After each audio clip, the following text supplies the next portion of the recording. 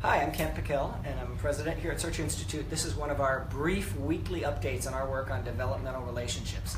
This week we actually thought we'd try a little bit of technology here, but it's still pretty low tech because we literally have a phone pointing at a TV screen. But we're a lean, mean nonprofit organization doing good applied research around the country and actually around the world. So this week I want to talk about the fact that unfortunately, along with an achievement gap and an opportunity gap and a lot of other gaps that we talk about in our society today, when it comes to our young people, there's also a relationship gap.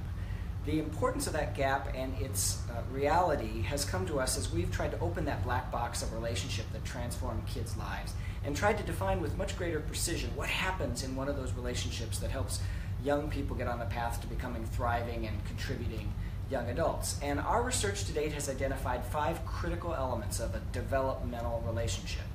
Those are expressing care, challenging growth, providing support, sharing power, and expanding possibility.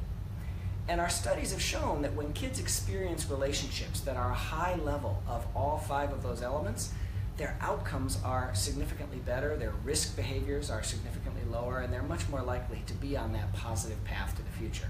So all that's good news thus far.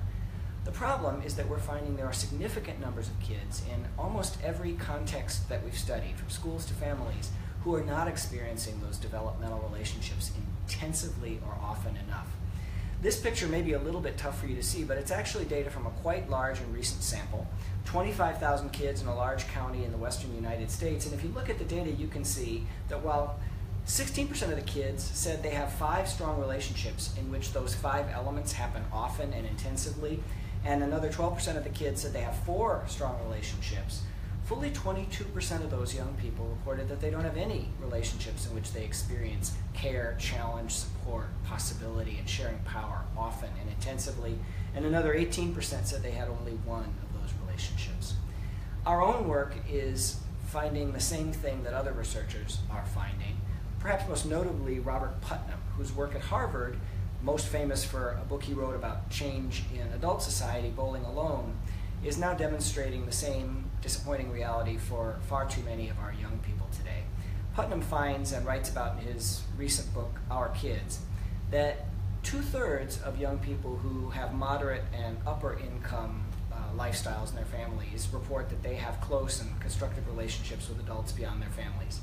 Unfortunately, the converse is also true, that young people who live in poverty, 2/3 of them report that they don't have close and caring relationships with adults beyond their families. So the bad news is that we have a relationship gap that, if we want to see all young people succeed, needs to be filled. The good news is that we're also finding in our work around the country, in schools, youth programs, communities, and families, that there are practical and powerful ways to help close that gap. And we'll be talking about some of those strategies in the weeks ahead. Thanks for tuning in.